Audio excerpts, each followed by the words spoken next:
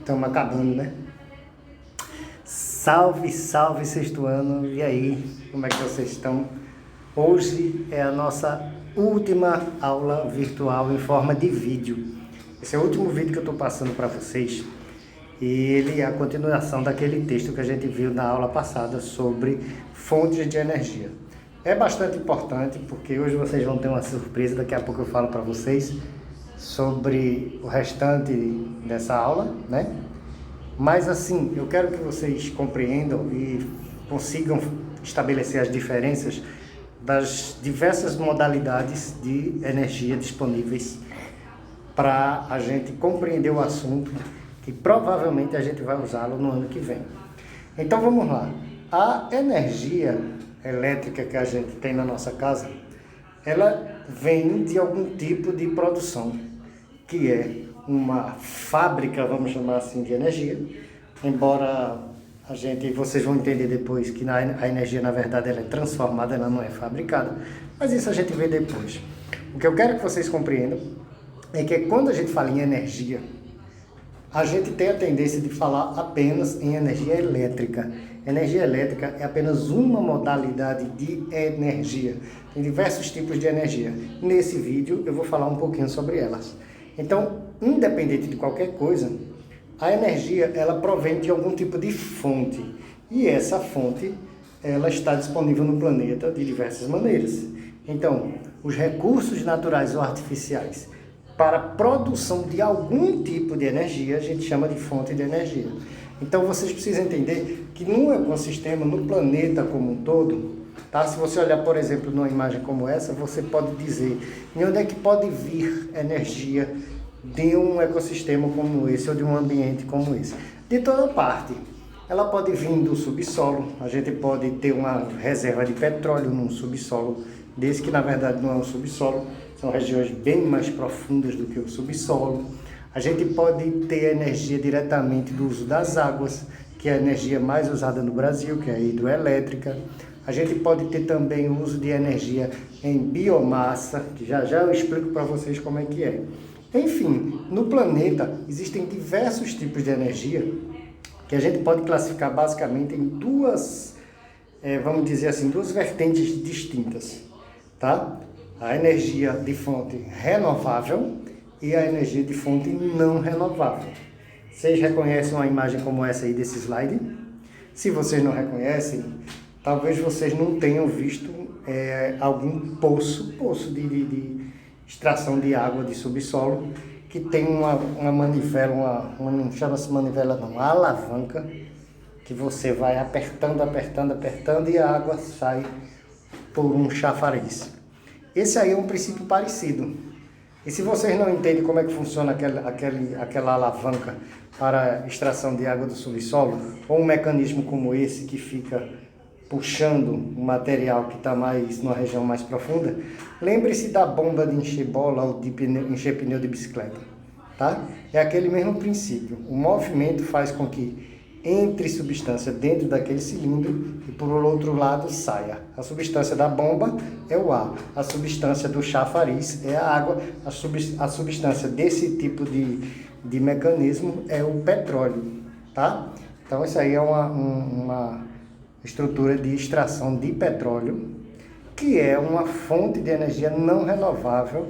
Daqui a pouco eu vou explicar a diferença. Primeiro eu vou falar das fontes renováveis, depois eu falo da não renovável, certo? Aquela que a gente chama de renovável é aquela fonte que tem, que existe no ambiente, independente da quantidade que exista, mas ela tem a capacidade de se recompor, tá? Só que quando a gente fala renovável, não significa dizer que ela seja uma fonte inesgotável, ou seja, que ela não possa acabar.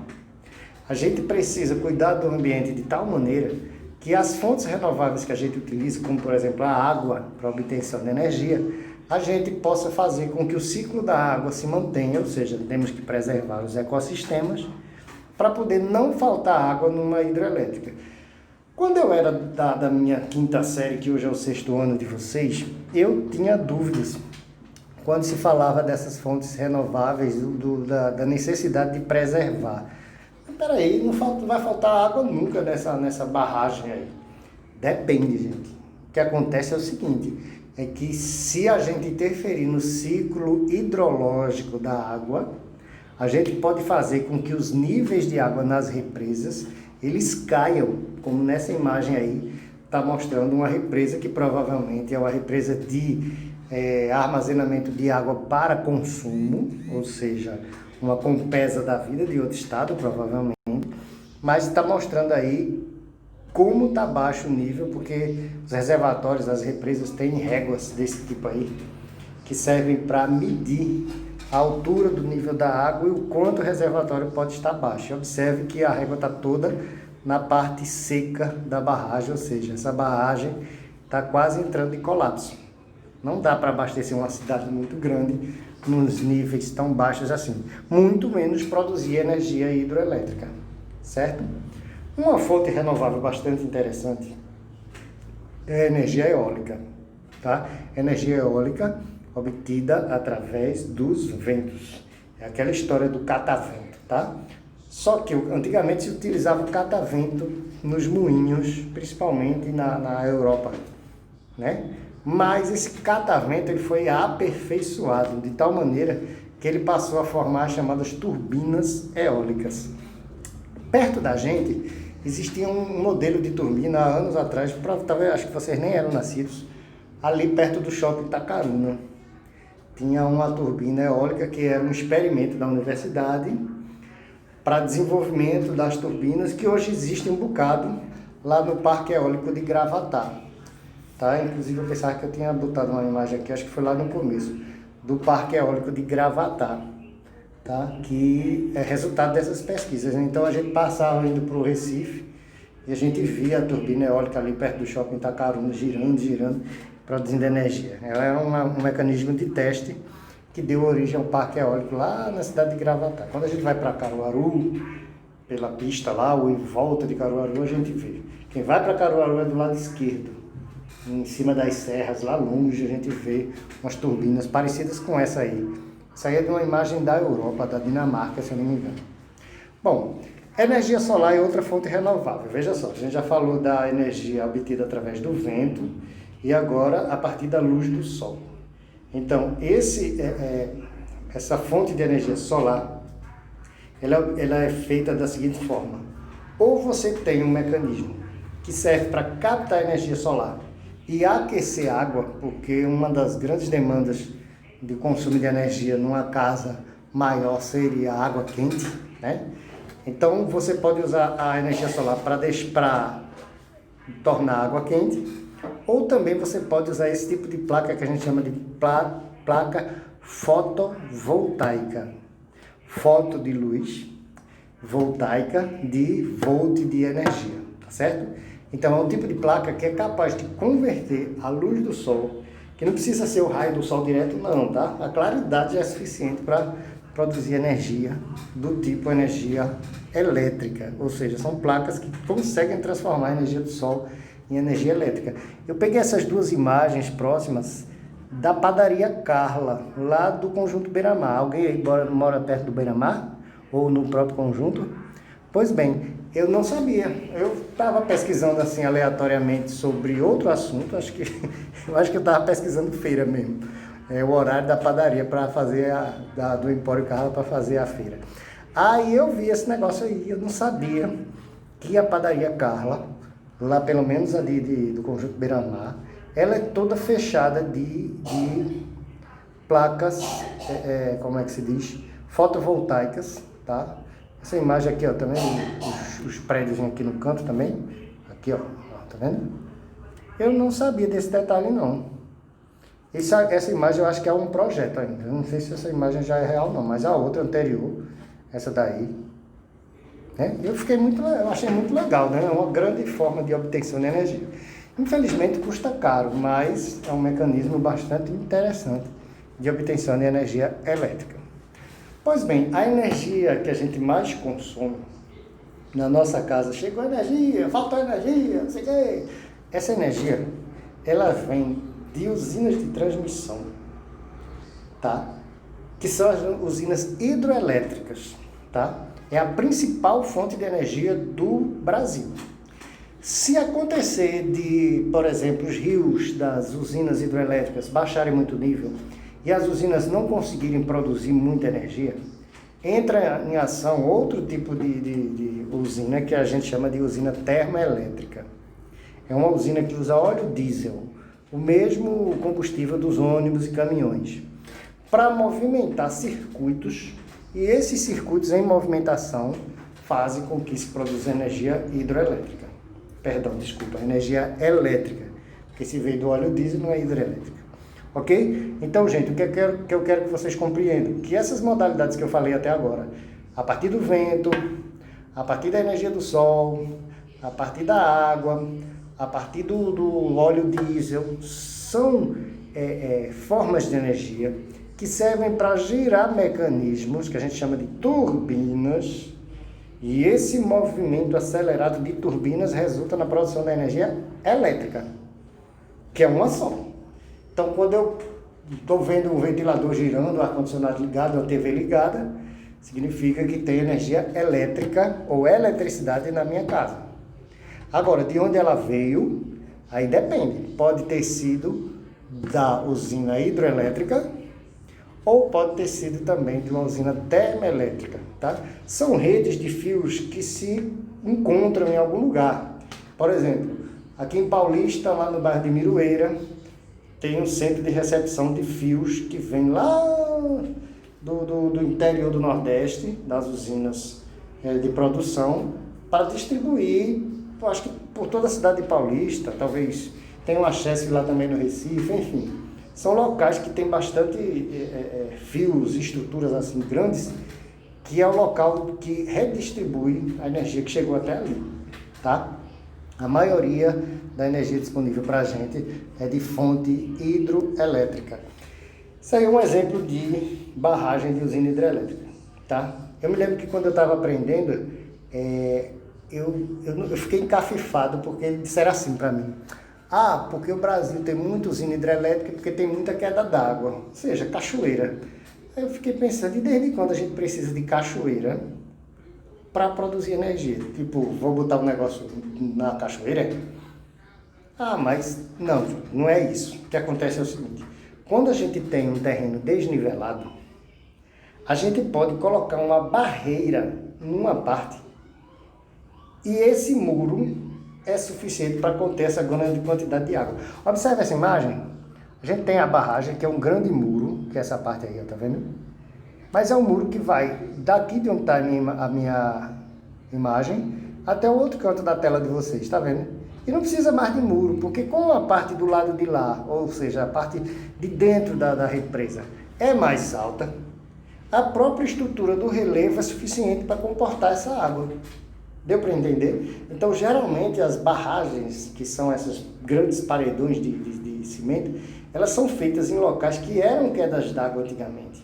Porque isso facilita com que eu consiga represar a água que está na parte de trás. Certo? Então, continuando. Existe uma outra fonte renovável também que é interessante, chamada de biomassa. O que acontece? No ambiente, a gente produz muita matéria que não tem uma utilidade, vamos dizer assim, imediata para a gente. Exemplo, resto de casca de fruta, né? A gente consome uma banana e a gente joga a casca fora. E essa casca vai virar o quê? Ela vai ser decomposta pelos micro-organismos. E se a gente pudesse pegar esse material e produzir algum tipo de energia? Então, basicamente, quando a gente pega algum produto da natureza e transforma ele em energia elétrica, de alguma maneira, a gente tem um exemplo de biomassa. Pode ser também uma coisa um pouco mais elaborada, como, por exemplo, você pegar o caldo de cana, certo? Você deixar o caldo de cana fermentar, ele vai virar o álcool. E esse álcool, que é o mesmo álcool que agora está na moda, esse álcool 70, álcool gel aí. Se você pegar um álcool como esse, você precisa saber que ele veio a partir do caldo da cana.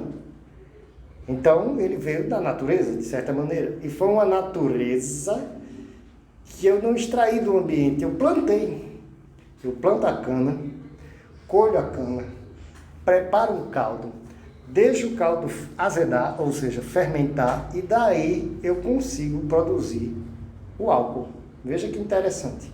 Então o álcool é um exemplo de biomassa também, tá certo?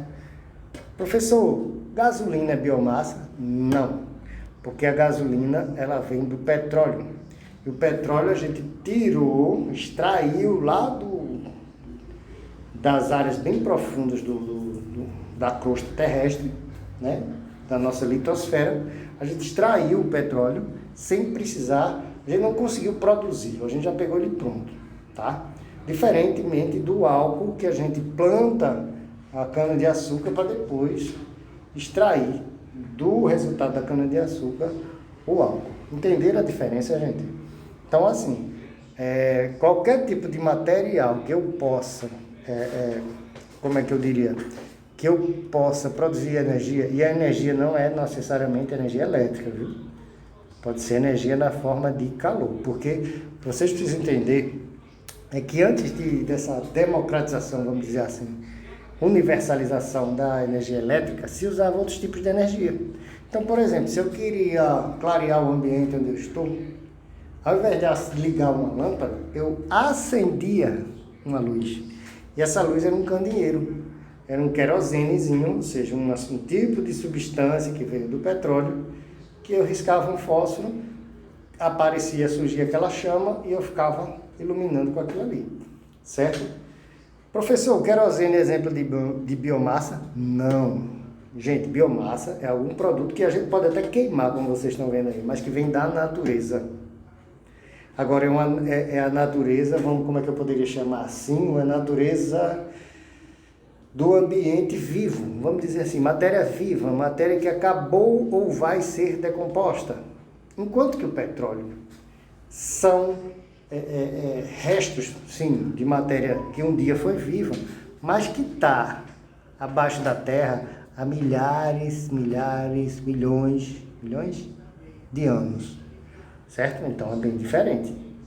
É uma substância lá totalmente diferente dessas todas as imagens que vocês estão vendo aí. Pois bem, a gente pode utilizar a biomassa de duas maneiras.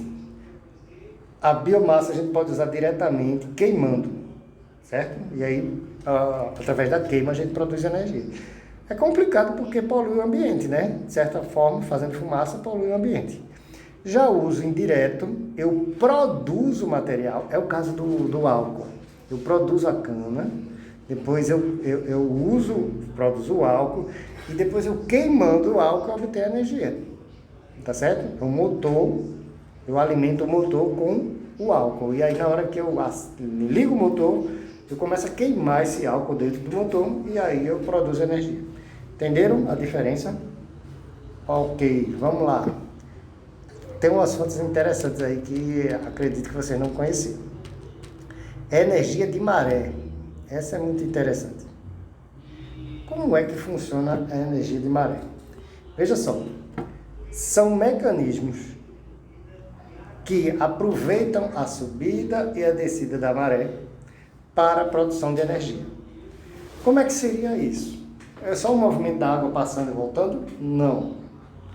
Basicamente é o seguinte, eu tenho um reservatório e esse reservatório está mais alto do que a maré baixa. Quando a maré sobe, essa maré mais cheia enche o meu reservatório. Eu deixo encher. Quando encheu, eu fecho. Aí a maré baixa. Quando a maré baixar, o que é que eu tenho? Um reservatório cheinho que foi enchido pelaquela maré alta. Reservatório cheinho. Aí o que é que eu faço? Eu abro a torneirinha. Essa torneirinha desse reservatório faz com que a água saia na pressão. E essa água saindo da pressão do meu reservatório faz girar algumas hélices. E essa girada das hélices aí, esse giro das hélices aí produz energia. Observe, gente, que todas essas formas que eu tenho falado até agora sempre termina numa história de girar um circuito, né? Girar uma engrenagem, e esse giro de engrenagem produz energia elétrica. é a partir do atrito. Não tem aquele, não sei se você já viu, com certeza você já viu, mas quando eu pego um pedaço de ferro e bato com força ou risco o chão com muita velocidade, eu não produzo faísca? Pronto, é uma modalidade de energia, produzida através do atrito. Então, eu também consigo produzir energia, ou de outra forma, a partir do atrito. É o caso das turbinas, tá bom? Então, basicamente é o seguinte, imagine uma hélice de ventilador, certo? Como é que funciona a energia eólica? O vento bate e gira aquela hélice. Aí ela gira o motorzinho produz energia. Beleza. Como é que funciona a energia hidrelétrica? Pensa na hélice. A água bate na hélice com força, gira a hélice, roda o motorzinho, produz energia. Como é que funciona essa daí? Mesma coisa. Eu tenho um reservatório cheio de água, porque na maré alta encheu. Abro a torneira, um jato de água que vai girar a hélice roda o motorzinho produz energia. Então tem sempre essa coisa de rodar o motorzinho, não se esqueçam disso. E essa daí? Que modalidade de energia seria essa? Bom, gente, eu tive a curiosidade, porque assim, no texto eu falei da energia da maré, certo? Que aproveita a subida da maré e a descida, que é um processamento para encher reservatório. Mas esse mecanismo aqui é do Porto de Calcaia, lá no Ceará. Trata-se de um mecanismo de obtenção de energia elétrica a partir das ondas. Imagine que isso é um braço, essa estrutura amarela é um braço. E essa parte redonda aí é como se fosse uma boia. É uma boia. Conforme a onda vem, esse braço fica fazendo esse movimento. Só que esse movimento aqui desse braço está movimentando uma engrenagem que está aqui, ó, em cima da minha imagem aqui, ó. Tem um mecanismo aqui dentro que é como se fosse uma bomba, certo? E esse movimento dessa bomba está promovendo uma pressão. Você já deve ter brincado de pistolinha d'água. Como é que funciona a pistolinha d'água? Eu encho o reservatório da pistolinha. Depois eu faço um movimento para colocar uma pressão de ar dentro daquela pistolinha e é só atirar. Não é assim? Então imagine que essa haste aí todinha, que é enorme, é como se fosse o êmbolo da pistolinha. Então dentro do reservatório aqui, da usina produtora de energia a partir das ondas, eu tenho água doce. Uma água normal. Tá lá. Conforme esse mecanismo se movimenta, eu estou injetando pressão naquela água ali. Está ficando mais estufado. Quando fica bem estufadão, eu abro o gatilho, a água sai numa pressão louca do outro lado. Adivinha para quê? Para bater numa hélice, girar um motorzinho e produzir energia elétrica. Mais uma vez a gente roda o motorzinho. Entenderam, gente, como é que funciona a obtenção de energia a partir das ondas? Ó, o movimento, ó, tchum. Aí essa parte aqui, que é a parte fixa dessa alavanca aí, vai gerando pressão num sistema fechado. E essa válvula, quando é aberta, gira o motorzinho. Ok? Pois bem, vamos agora para as fontes de energia que são as ruins, a energia não renovável, tá? Aí eu tenho uma imagem de um caminhão abastecendo óleo diesel, né? Eu já tinha falado do óleo diesel, né? Então, os combustíveis fósseis, olha o nome aí já está dizendo, eles são redundantes do petróleo, do carvão mineral ou do gás natural. Vale salientar o seguinte, quando você tem algum tipo de matéria orgânica que você coloca no ambiente e aquilo ali passa muito tempo, também centenas, milhares de anos, isso resulta na produção de gases lá embaixo. E eu posso extrair esses gases do mesmo jeito que eu extraio petróleo. Sem contar também que na hora que eu extraio o petróleo, ocorre liberação de gás e eu consigo armazenar esse gás. Tá? É o gás liquefeito de petróleo, o GLP, que é utilizado, por exemplo, na casa da gente. Esse gás de cozinha aí, da casa da gente, ele vem do petróleo, que são fontes que a gente chama de não renováveis. Por quê? Porque existem embaixo da terra e a gente está tirando e a gente não está repondo. Por isso que é chamada de não renovável, tá certo? Então, basicamente, o petróleo é extraído de camadas de rocha muito abaixo do nível do mar, por exemplo. Então, isso aí é uma plataforma marítima de extração de petróleo.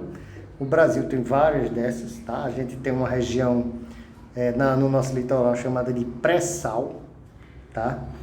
Que é uma área subterrânea que contém uma grande reserva de petróleo, tá certo? Ou seja, a gente tem uma autonomia grande de petróleo. E na hora que você vê uma estrutura como essa, de obtenção de petróleo, tá?